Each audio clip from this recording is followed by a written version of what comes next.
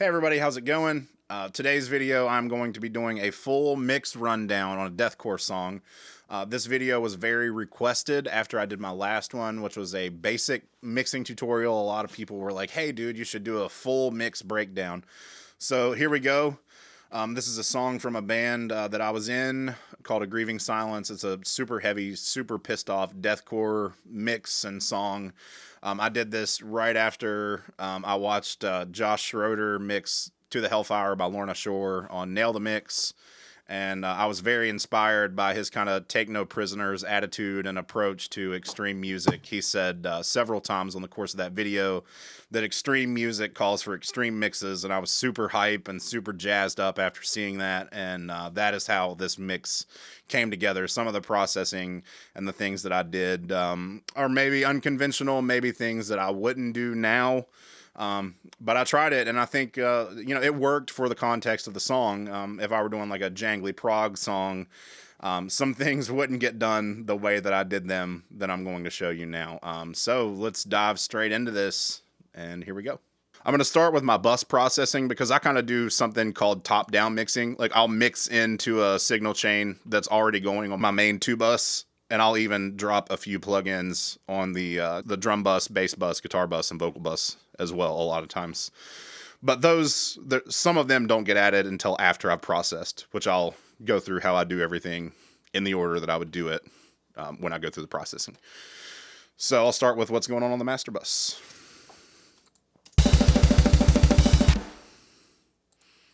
I'm just going to solo out all of my buses here.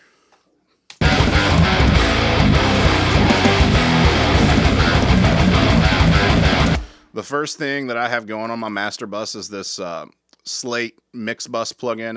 It's supposed to simulate console saturation, and that's the first thing I have going.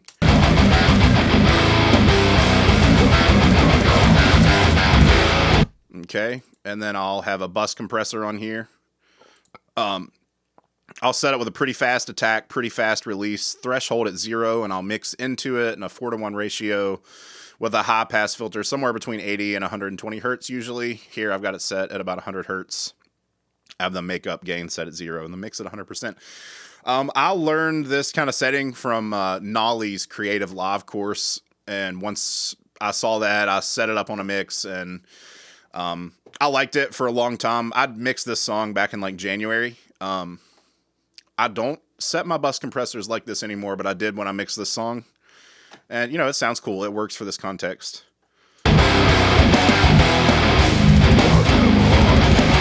I want the snare giving it about 3 decibels of gain reduction, like real hard snare hits.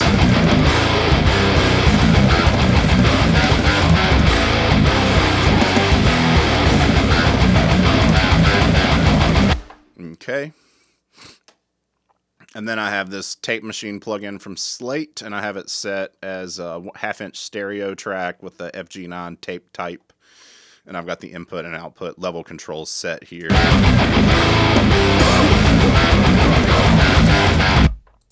And then next I'll add on the Slate air earth EQ, and what I'll do is I'll just boost the earth and boost the air. And then when I'm getting closer to having the mix done, I'll do a couple dips here to search out for some resonant frequencies. This is just a tape stop plugin that I automated for one part. Like this is the bypass automation is engaged. There's one part in the song where this kicks off and it does a tape stop effect, and then it just goes back to being a song. And then the last thing here is this FGX limiter from Slate, and I'll usually just kind of set this with all the controls at neutral. I'll actually bypass this compressor here because I don't have it doing anything at all. And then I just kind of mix into this limiter with the settings at default.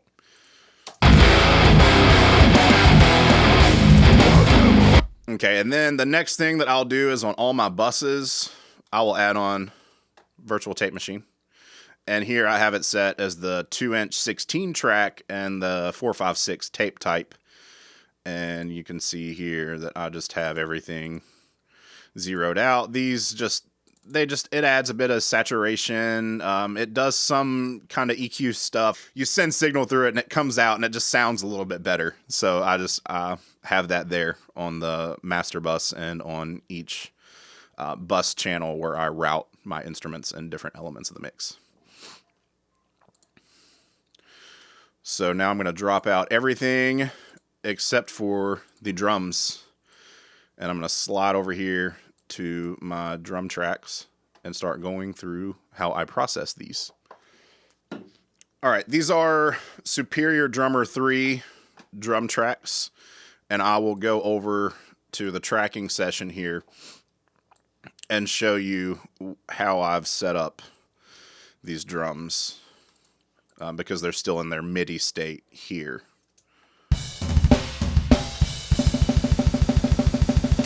I have the various kick mics from Superior going to, they're all summed here at this kick sum. I have the kick sub separated it out, but I didn't even use that when I mixed it. I have the snare top and bottom mics and all of the stacks that I layered in Superior Drummer going to a snare track. I have the rack toms going to their track here, and I have the floor toms going to a track here, cymbals, and the room mics. For the toms, I don't sum the toms anymore. Now what I would do would be bounce out each tom track individually. Because they're more controllable as far as like the sustain of the toms. Sometimes you don't want like a big long sustain, but if you've got, that sustain rolling into other tom hits, you can't cut it out if they're all on one track, which is what I've done here, which this is the mix that actually inspired me to change my approach to toms. So I have not summed toms since I did this mix. And I'll go ahead and show you what I've got going on for this kit. The drummer from this project, Tyler, he came down and he and I picked out the samples to the Superior Drummer core kit that we used together. So for the kick, we've got the Yamaha Recording Custom 1990s from the Superior Drummer 3 Death library. For the snare, we've got the 7x13 done at cast iron. I did a stack here on the snare. As part of this stack, I have the 6.5x14 Pearl Sensitone from Darkness. And I have Death and Darkness Snare 4, which is a one-shot, which is a Superior Drummer one-shot that comes with Death and Darkness. All together.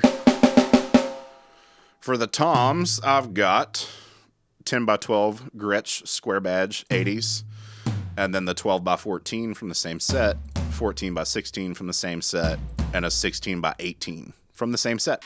And then for the cymbals, we've got the 18-inch Peist Signature Heavy China, Zildjian K-Dark Medium Rod, a Custom Crash, a Custom Splash, a Custom Fast Crash, a Custom Splash, a Custom Crash, Meinl China, and K Custom Zildjian Special Dry hats.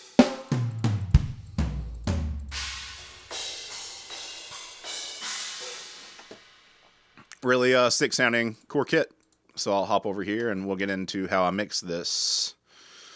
So on my drums, I have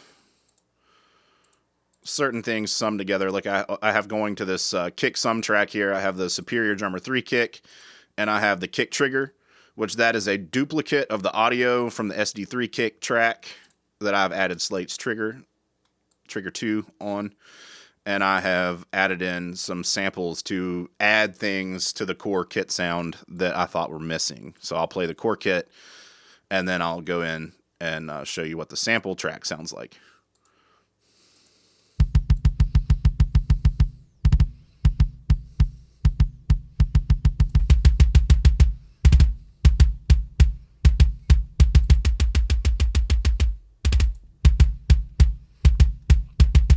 All right, and I'll get into how I process these, because I send them both to this kick sum and I process them here.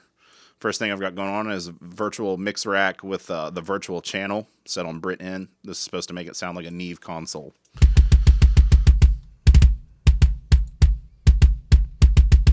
I've got the drive cranked a bit. On these, it's a subtle difference, but it's a bit of saturation, a bit of weight, and it just makes things sound a bit heavier, if that makes sense. And then onto the kick processing, I've got this CLA Mix Hub, which is an SSL channel strip. This is my favorite SSL channel plugin. This one right here. I love it. I've got a high pass set at about 52 hertz. A low pass set at about 13 hertz. Looks like I've got a big boost here at a 6 dB boost at 8K, a 6 dB boost around 4.5K, a 3 decibel cut around 200 hertz, and a 6 decibel, or let's see, I want to see where this is cut. This is 230 hertz, and then I have a 6 decibel boost kind of right below that at 187 hertz. For the compression setting,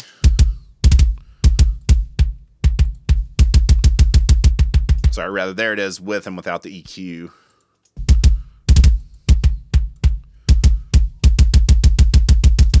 And then for the compressor, what I've done, I've got a 3.8 to 1 ratio. I've got the threshold set as high as it can go, and I've got the release set at about 0.15. And I'm pushing between 2 and 3 decibels of gain reduction on the kick drum for this compressor. And then I have an instance of Pro EQ here.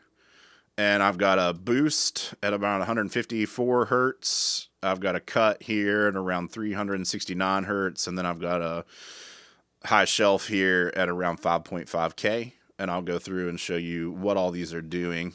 Here it is with and without first. And then I'll show you what's going on with each thing I've got done here.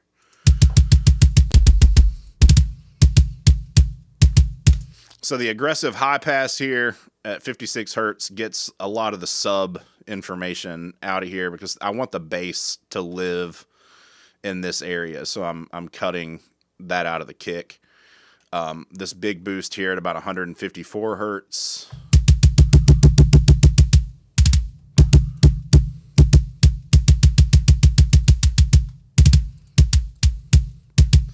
This scoop here at 369, here's what that sounds like if I boost it. So here's what I'm taking out. That frequency band there just doesn't sound good. So got that notched out, and then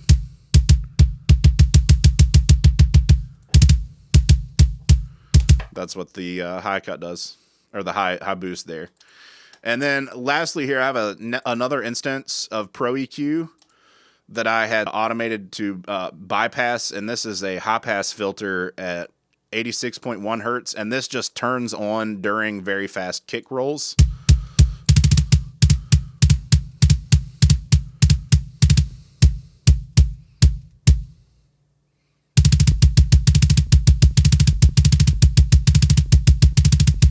Yeah, see, and the machine gun, like I love like big, fat, low end heavy kicks, but during super fast runs on the kick drum, that can not sound so great, and it can build up, and it can make the whole mix sound kind of muddy. So I'll just cut that out on the fast runs. Okay, and then moving on to the snare. I have the Superior Drummer snare here, and I've got a sample track here. Here's what the bass Superior Drummer snare sounds like. I'm going to move somewhere with some harder, heavier hits.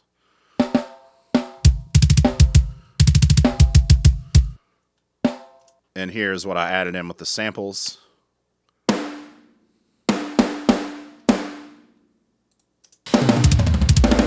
Both together.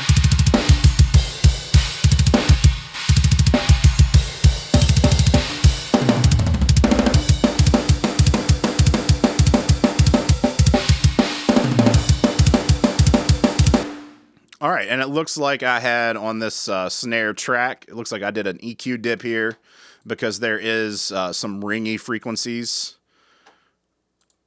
that are kind of bugging me in this snare sample track.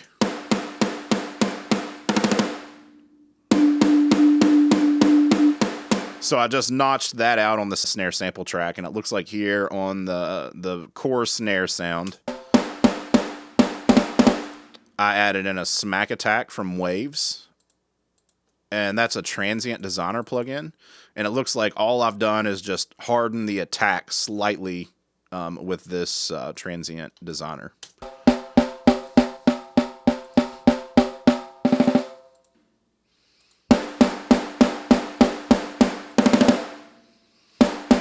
It just adds some transient energy and some power to the impact of the snare, and I've got a lot of the sustain coming from the sample track. So I'll get into the processing here. On the snare sum, the very first thing is this mix rack for saturation again.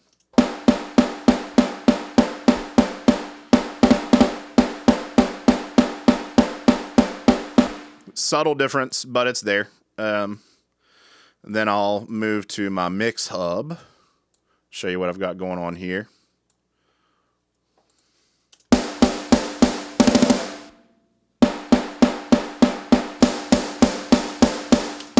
The mix hub makes a big difference. The EQ moves I've got going on here. I've got about a 6 dB boost at around 10K, 6 dB boost at around 5.3K, and then a little cut, a 3 dB cut around 330 hertz, and then a big 6 decibel boost at 200 hertz. I like my snares to have a lot of bottom end, and that's why I kind of push the low end. Even really pingy, like pissed off metal snares, I think benefit from a nice bottom end on there. So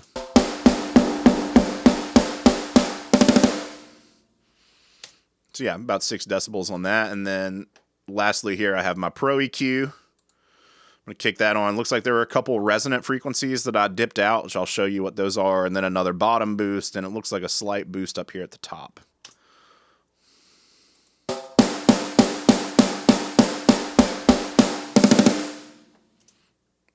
Okay.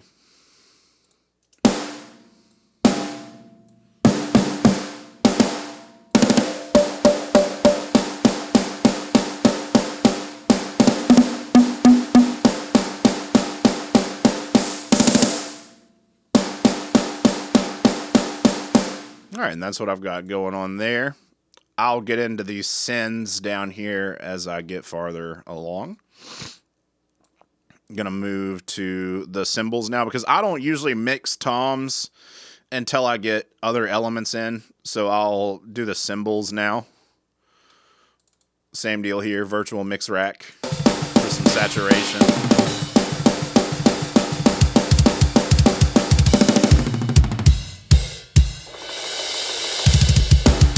Got a high cut here at about 102 hertz. Or a low cut here at about 102 hertz and a high cut here at about 14K. Looks like I've got a little small boost here at 8K, and that's the only thing I've done with the EQ here on the overheads.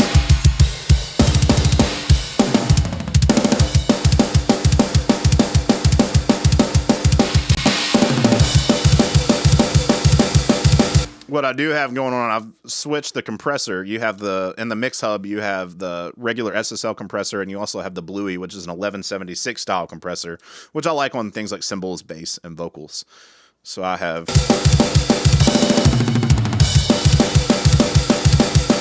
As you can see, my compressor is more interacting with the shells than the cymbals. I don't like super compressed, super washy cymbals. I think they just sound bad, and they will overcrowd a mix. Like the cymbals, you know, should kind of just have their natural attack and then kind of fade back into the background.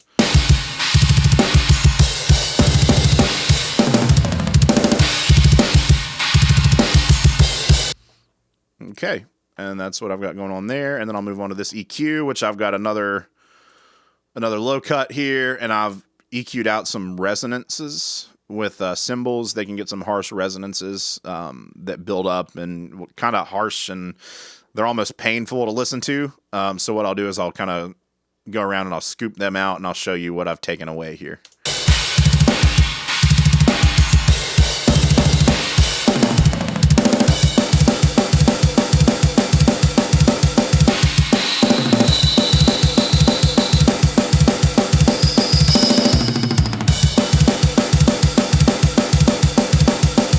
Yeah, that's what I've done to the cymbals. And then let's move on here to the rooms. Same deal. Mix rack with the virtual channel here set to Neve. And I'm on to my SSL channel. Looks like I didn't do any high and low pass filters with the SSL. I did that with the Pro EQ next. Looks like the only thing I've done here is a slight boost at around 1.5K on a high shelf. And then I did a boost at 7K, a little boost at 7K with the high mid. It's kind of weird that my My high mid band wound up being a boost that's higher up than my high shelf band, and then I've got a little boost down here at 200 hertz, and I'll check out what's going on with this compression.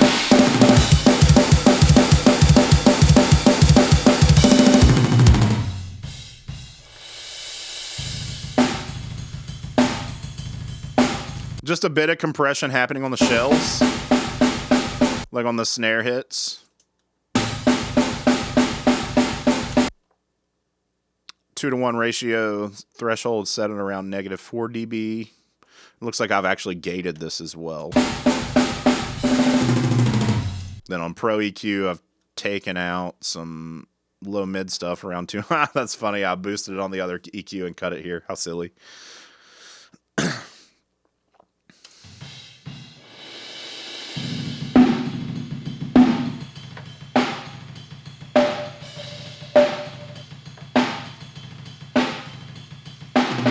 Then I've just cut out some highs, and that's that on the rooms.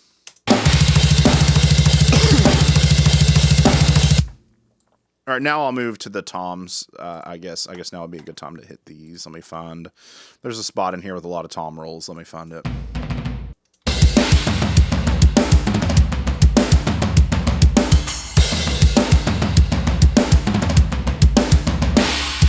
All right, I've hunted down a section with a good bit of toms, and I'm going to go through how I processed the toms. All right, this will probably be quite similar,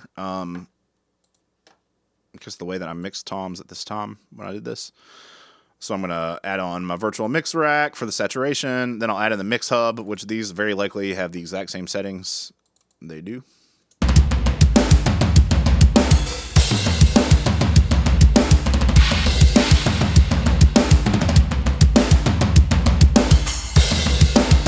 Looks like I put a wave smack attack on here to, what did I do? It looks like I accentuated the transients a little bit. And with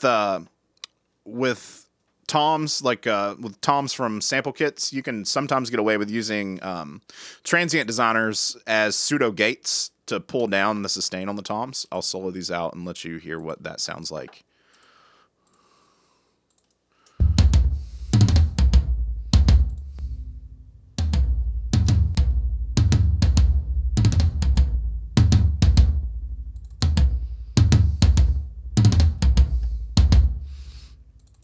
And then Pro EQ. The only difference in these is a bigger boost here on the floor toms at 224 hertz. And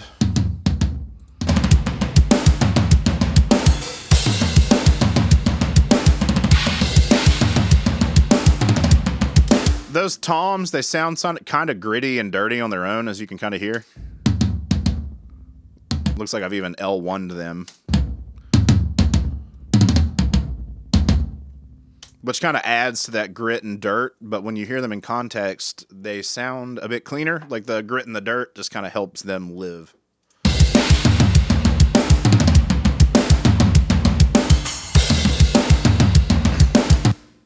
All right, now I'm going to get into the parallel processing.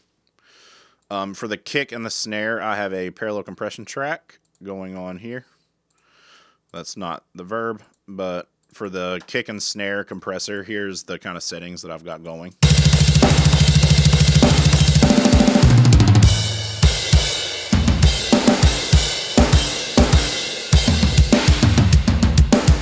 Here's what this compressor track sounds like by itself. It really doesn't sound great on its own, but when you add it in context in parallel with the drums, it really helps bring some sustain about, because I've got a pretty quick release time, super fast attack time, and what this does is just kind of help the sustain live. I've got the regular console simulation here with the drive cranked, and I also have a preamp simulation here, which I've got in push mode, and I have the saturation really bumped up.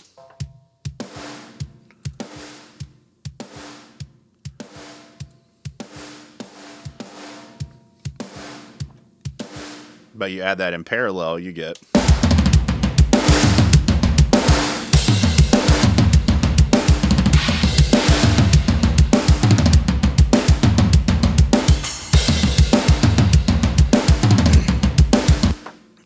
I have the toms going to their own compressor track.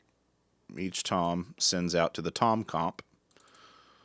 And you can see here on the compressor track for the kick and the snare. Sorry, I'm going to roll back here to this because I forgot to show you this EQ.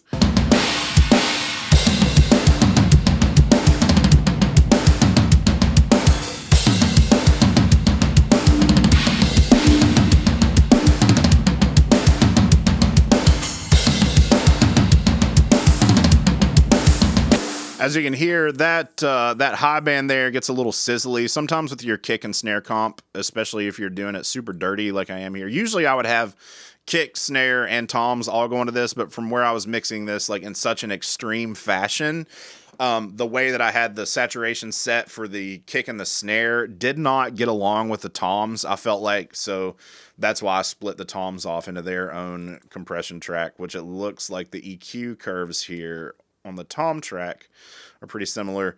I'll show you how I've got this processed. Do I have toms? Yes.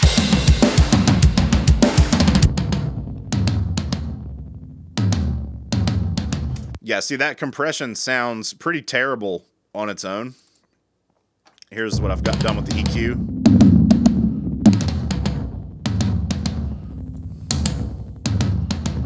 Yeah, see, that's not a good sound on its own at all, but when it's blended in parallel,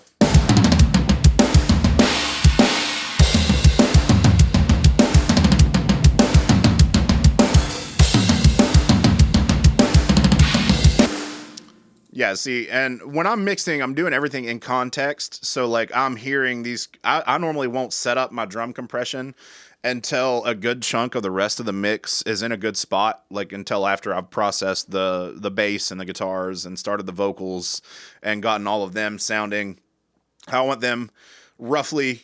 I'll add in the parallel drum compression because that helps the drums live more forward in the mix because it really accentuates the sustain.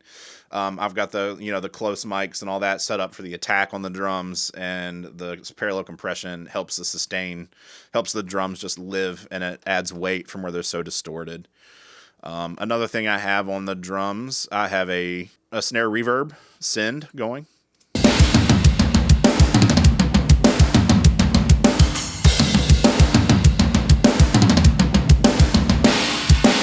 Just this wide snare plate setting, just to kind of add a bit of space to the snare. This send right here, it goes to the processor that's on the bass track. It's a side chain processor send. I'll get there when I show you what's going on with the bass. And I've also got reverb send for the toms, which that is this.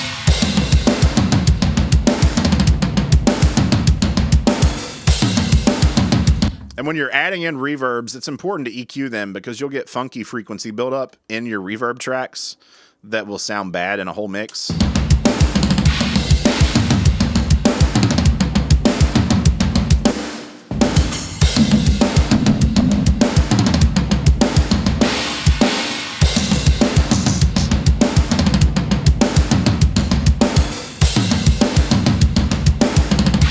It just sounds better with that EQ, and I have also done something similar to the one that the snare is going to.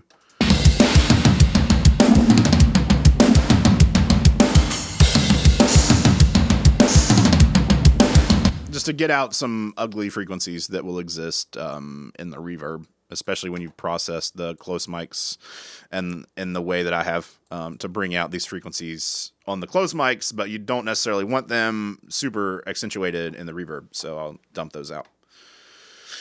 All right, on to the bass. Unmute this bus, and I will skirt over here to the processing on here.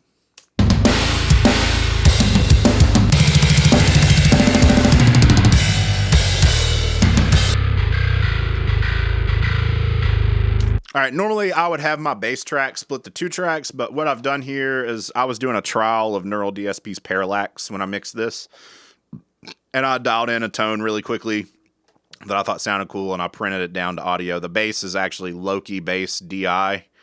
So let's see, do I have that here for you? Oh, I guess there's nothing on this channel. That's just an empty channel. But yeah, I printed it out as audio from Parallax from Neural DSP. And the way that I have processed this is I've virtual mix rack with this channel again set on Neve, and I've done a slight boost here on a high shelf and a slight boost around 60 hertz on this 1073 EQ. Okay, and moving on, I've got this Pro EQ, done a low boost here at around 69 hertz. I've cut at around 109 hertz here, a big dip at around 550 hertz, and a couple resonant frequencies that I've pulled out up here. I'll go through and show you what all of these sound like.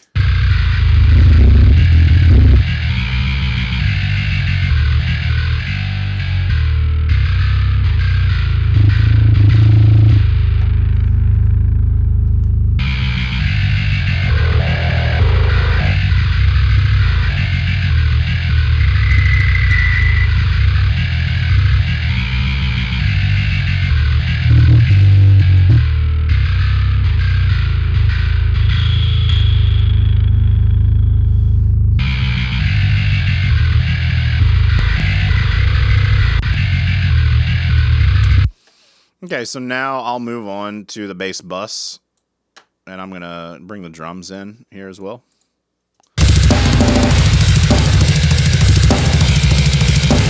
Okay, I have this Slate FG Red compressor going here first thing on the bass bus. I've got the threshold at about -16, fast attack, medium release, 2.5 ratio. I've got the drive cranked. It looks like the makeup gains pushed a little bit. Mix 100%. I'll see what's going on here.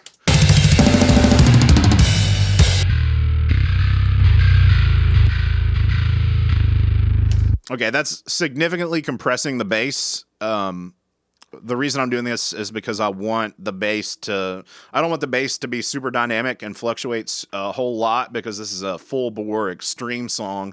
So I felt like when I was mixing it that everything should be full-bore and extreme the whole way through. So I pinned that bass pretty hard on the compressor. Looks like here I've got a multi-band compressor, and I've got a couple frequency bands compressed a little bit here. I have this low mid. I'll just kick this on and off on a solo bass track, and then I'll show you what each band is doing.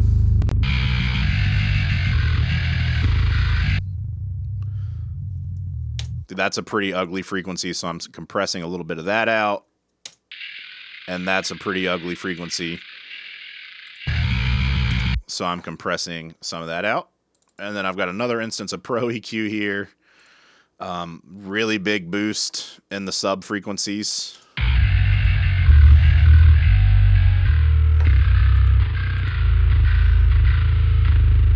Couple cuts here. I've got a cut at about 185 hertz.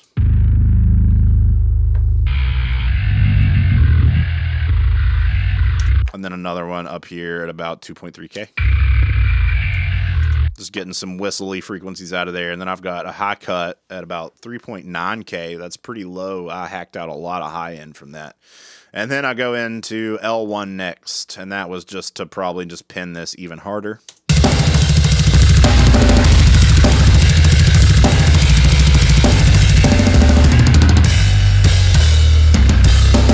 The next thing I have here, this is a compressor, and this, you can see the side chain button here is ticked. And I am pulling in signal from the kick drum, and I am triggering a compressor on the bass bus, which I need to hop over here and turn this send on. What this does is I've got super fast attack, about a 1.6 millisecond release, which that's about what my release is set on my kick drum compressor. And I have this set with a 2-to-1 ratio, and what it does is basically dip out the bass very slightly every time the kick drum hits.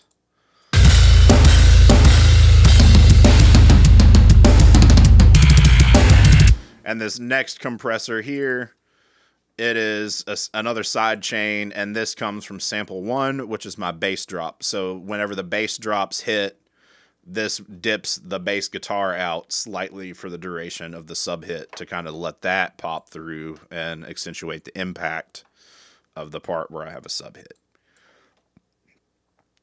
And on to guitar bus. I'm going to find my guitar tracks here. I'm going to find a spot that has both guitar tracks here.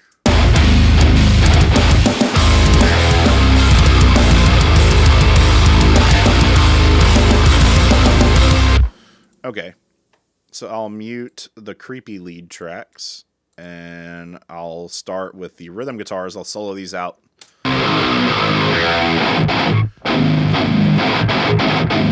Okay, these are tube amps. This is an FJA modded PV6505 that I have on loan from my friend Tanner in my studio. He lets me use it, and it just hangs out here, and it gets used on a lot of the heavier projects that I do for reamping and tracking. Justin recorded all these rhythm guitars, and he used his PRS Mark Holcomb signature. The pickups in that sound really nice, and we used the Horizon Devices Precision Drive, and sent the output of the 6505 into the Torpedo Captor 8 from Two Notes Audio, and then I just have Miko on here from ML Sound Lab for the speaker cabinet impulse responses.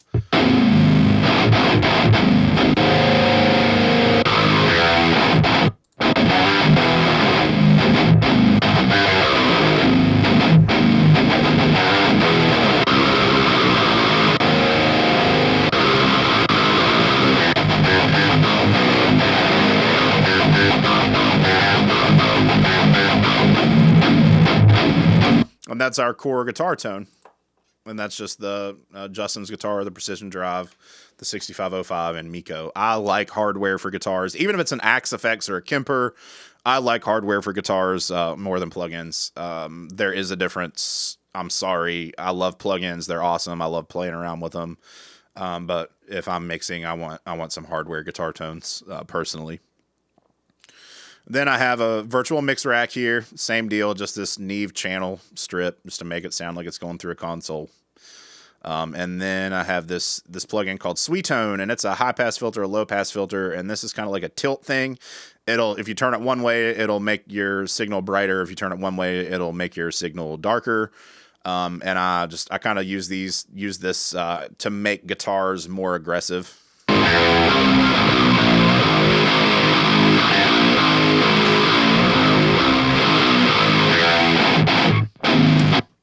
Which, while that makes the guitars nice and aggressive, it'll also kind of accentuate some resonant frequencies that then need dealt with here with an instance of Pro EQ.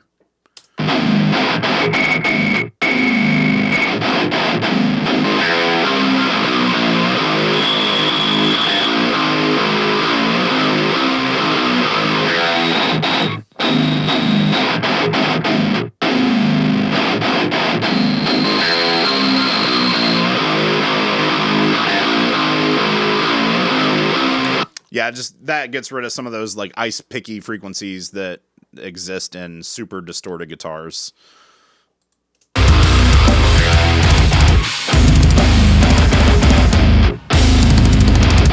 Now I'm going to move over to the creepy lead tracks.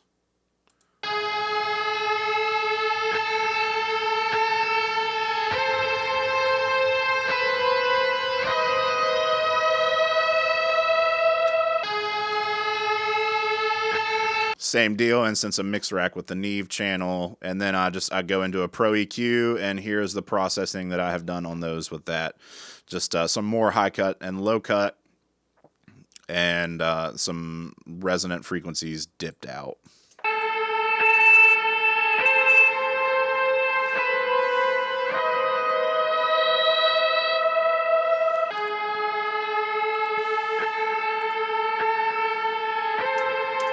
And it looks like I have these going to both reverb and a delay as well for the creepy leads.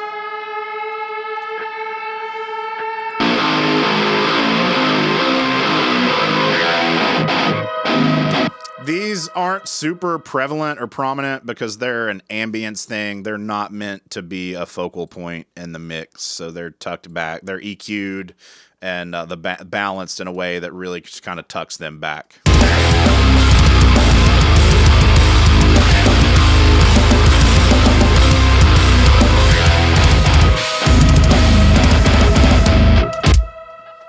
Okay, so that is my guitar processing. Pretty straightforward there. I have the DIs over here, but the lead guitar sounds, those are an Axe Effects with a big reverb and delay. The rhythm guitars were a 6505. I'm going to move on to the vocal tracks. Find my mains, because the vocal mains all have probably the same processing, and then the layers have slightly different processing that's probably all quite similar.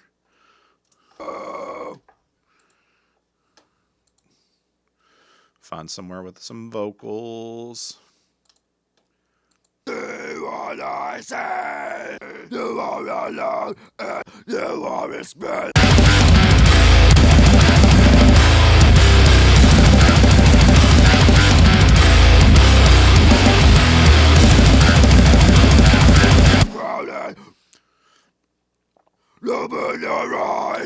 Okay, so I've got a virtual mix rack here as the first thing on these vocal mains.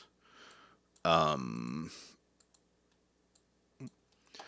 boost, high mid boost, after the virtual channel for the saturation. See what I say.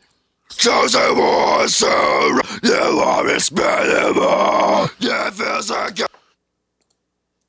guarantee. You are alone. On some of these, I've got a gate, but then I've got another EQ here. High boost, high mid boost. And I'm crowded. Look in your eyes and see what I say. And then the 1176 style comp here at the end that's just kind of murdered on a 4-to-1 ratio. Like, I'm really pushing this one because it saturates and gets dirty. And then I have a Pro EQ here after that. So say what, so you are expendable. Yeah, feels like guarantee. You are alone and I'm crowded. And then moving on to, I've got a de-esser here as well on these. You are expendable. Yeah. Okay. And I have all of these vocal tracks. I have a reverb send automated on these, so I'm going to go ahead and kick that on. For the layered vocals, the processing is largely the same. You can see how on the layers I take out some highs. The compressors are probably not set as beefy. Yeah, see, in general, the layers are processed in a less extreme manner. It looks like it's the same EQ curve here. And a de-esser at the very end. Let me go ahead and kick on all these. Since you know that this is like, this processing is largely the same, and I've got some, automation with some of this stuff going on. And I'm going to head over to the bus, which on the vocal bus.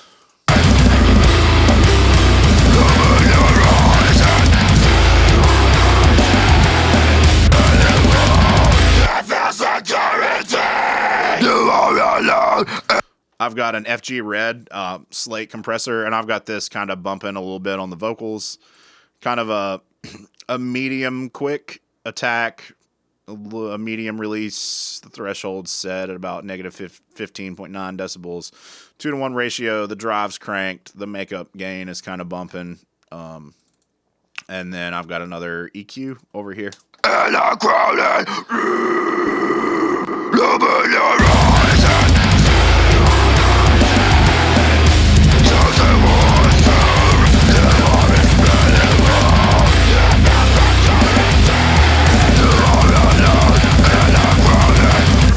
All right, so we are getting somewhere with this now. It's starting to sound like a song, and the very last thing that I've got going here is this post-production bus, which most of this is drum stuff, and I'm going to show you what all I've got going on here and how I'm processing things. So I'm going to slide over here to where all this stuff is at.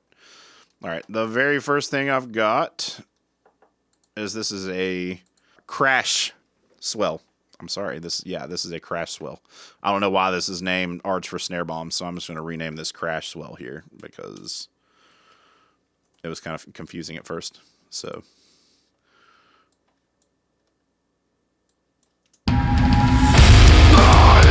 And then I've got a riser. So I've got the riser and the crash swell here to like build this. And then I have an impact that happens here on the transition. Looks like so far with these, the only processing I have is a slight reverb on this impact, which it's set, you know, for the mix about 34%. Pretty standard reverb, nothing too crazy. Okay, and then I have sample 1, which that is my bass drops. Here's a bass drop, and I'll show you how I've got these EQ'd. All right, the first thing I've got going on the bass drops is, looks like this EQ is doing absolutely nothing. Okay, and I've got a compressor running.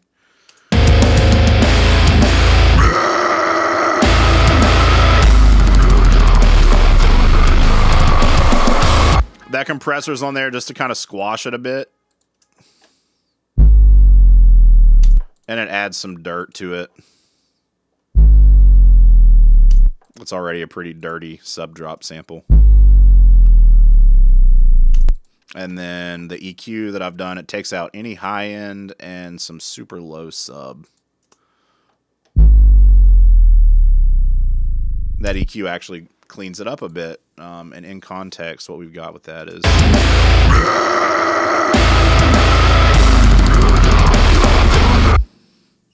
Okay. And next thing we've got a Snare Swell. Which you can see that here. All that is... Yep. So that leads into... The next thing on our post track is a Snare Bomb. And what I do here is I just take a print of a room mic. And this is from GGD Architect's Kit. Just a room mic sample from that. It looks like I've got the phase flipped of that and the impact to make them phase coherent with the drums. And what I'll do here is I'll add on like a super big reverb. This is a Dodge Cathedral preset. And looks like I've tweaked some settings slightly. And I'll throw that reverb on there, and that makes the snare room sample a snare bomb. Bam. And then I'll EQ. Looks like I've just hacked out some lows and some highs with that snare bomb EQ.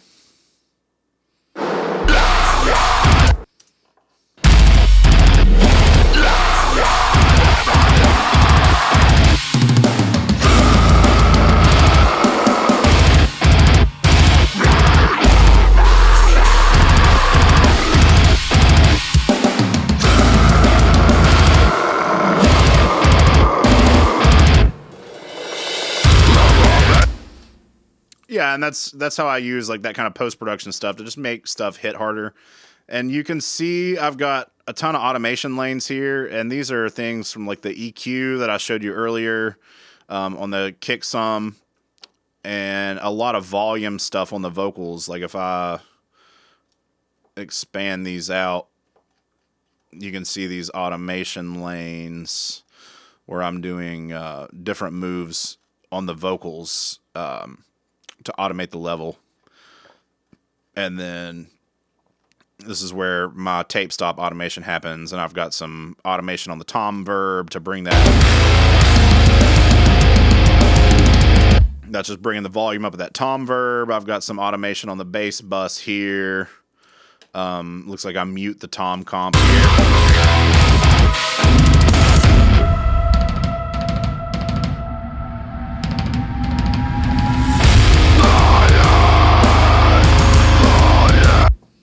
But yeah, with automation, you can use that to do volume changes throughout your stuff. You can pretty much any parameter in your DAW is automatable. So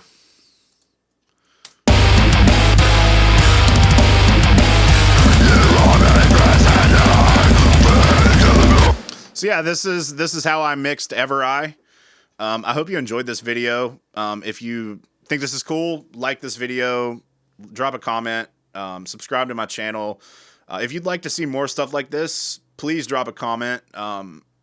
I think overall it turned out cool. Some of the stuff sounds silly and goofy by itself, but like in context as a big picture, it's a very powerful, very heavy, very extreme mix for a very powerful, heavy, and extreme song. I hope you enjoyed this. Take care until next time. Bye bye.